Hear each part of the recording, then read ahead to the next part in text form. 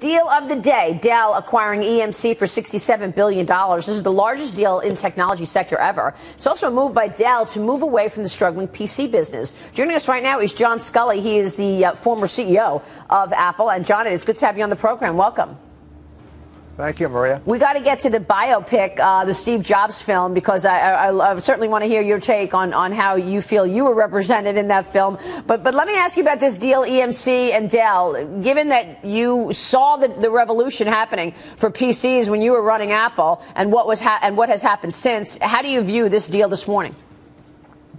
I think the timing is perfect because Microsoft is having a lot of success with Windows 10. Windows 10 is a significant move for Microsoft. It's going to, I think, give some new energy to the PC as well as all the mobile products that are connected to it. So good timing for Dell. Well, is this more of an enterprise play or something else?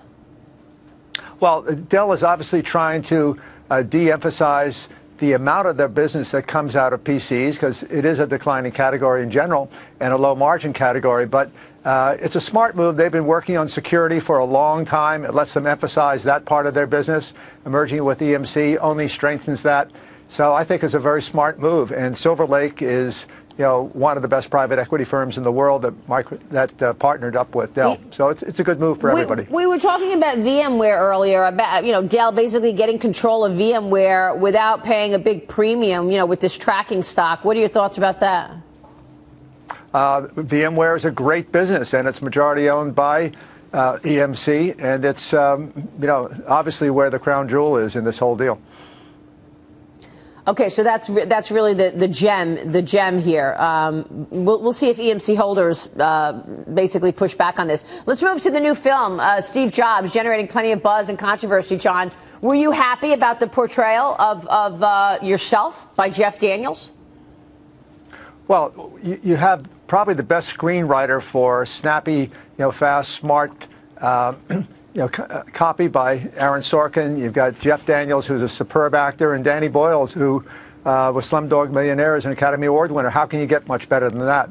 But the thing to point out, I think, is that this is the young Steve Jobs. This is Steve Jobs, who was as a person, a work in progress. If you look at Steve Jobs in the latter part of his life, he became a full person. He had a happy marriage. He had three more children. He was a very different person later in life. And this picture is all about Steve Jobs when he was obsessive with changing the world with products that the world wasn't quite ready for. The technology wasn't quite ready, so he had a number of failures along the way. So there's a lot of backstory tension that gives one perspective as to what the real Steve Jobs ended up being later on in life. So this is Mike Murphy. Just a question on Steve Jobs, the younger version versus the older version, John. What was there a defining moment where he took all those defeats and kind of then turned it around to creating arguably the greatest company in history? Well, here's what's really interesting to me, because I knew him probably as well as anybody on the planet did when he was young Steve Jobs. And Woz, who was a great friend of mine, and I have talked about this. The movie does show Steve Jobs, but we all recognize Steve Jobs in this movie, Woz and I do. At the same time, the young Steve Jobs had all of the brilliant ideas, the vision. He knew where the world was going, even back in the early 1980s. The problem was Moore's Law. The technology just wasn't ready to do the things. And that's why they used to call it the Steve Jobs reality distortion field. He was not an engineer, but he had the vision from the beginning.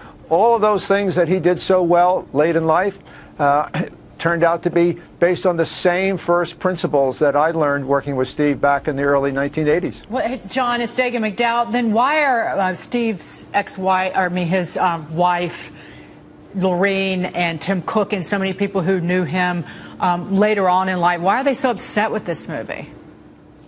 Well, I think they're upset because the young Steve Jobs was very different than the older Steve Jobs. The older Steve Jobs had a happy marriage. He had 3 children. He paid attention to them in a very different way than he did with Lisa back in those early days. So I think probably rightly so, they are upset that they don't want the world to think that this was the complete man. It wasn't the complete man. It was what Steve was like as a very young person back in his 20s. And so people change over time. He learned from the mistakes he made. So I think to say that this is the complete Steve Jobs movie, that's not what this was intended. It's just a great entertainment. It's not a biopic or history of Apple. John, here's Anastasia Amoroso. So, John, maybe the family's reaction is somewhat mixed to this, but to come back to the question Maria asked in the beginning, were you happy with the portrayal of you? Well, keep in mind that the actual scenes may never have occurred exactly the way they were written for the movie. But the portrayal, the tension between me and Steve, the emotional feeling that he and I had as friends, and all of a sudden we found ourselves, in confrontation. It's hard to explain just how close we were back in those early days, and then suddenly, we're put into this win or lose type situation, because it was either drive the company into losses and potentially bankruptcy if we had abandoned the Apple II, or lose the friendship and the close level of trust that Steve Jobs and I had. And that was the huge dilemma, and that's what the movie focused on. Jeff Daniels did a superb job, I think. Really interesting. John, real quick, where are you investing right now? You've got a new life today, investing in where you see growth in the world.